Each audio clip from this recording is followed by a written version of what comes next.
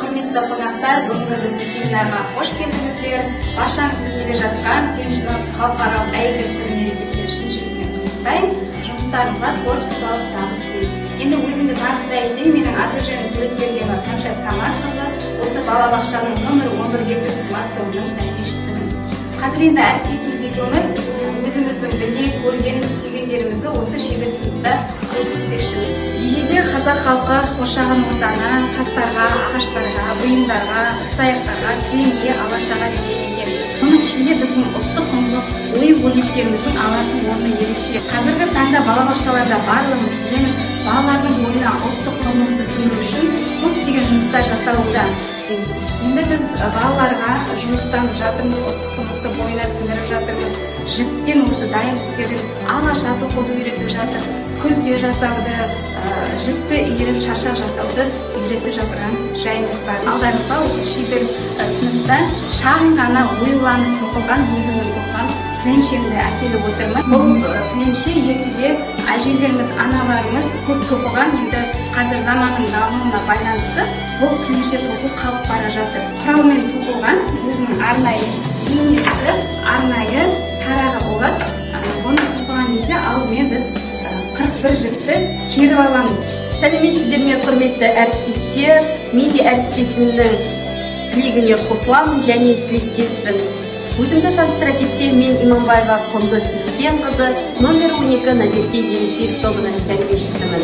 Осы біздің шебер сыныпта алған, үйреткен, көрсеткендеріміз осы қасиетті Рамазан айында сіздерге дарысын деп тілеймін.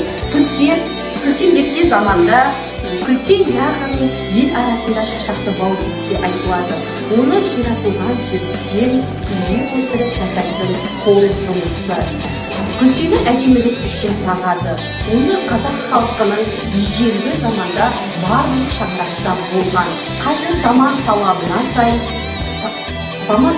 сай шашақтар сұранысқа ие.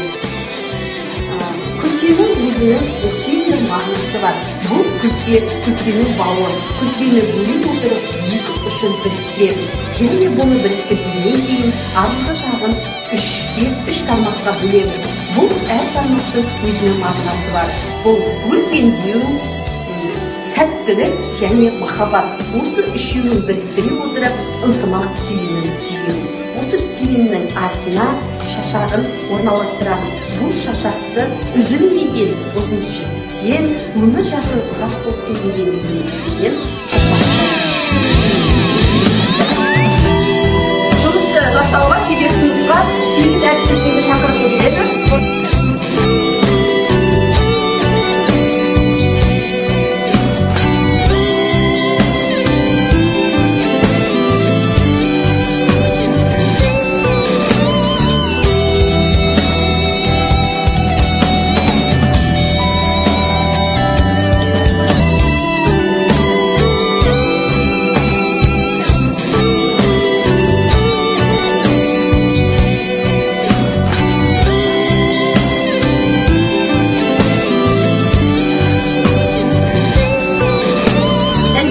Мен сіздерге жаңағы қанша монтаж жасау керек, теория түрінде мен сіздерге мағлұмат беретін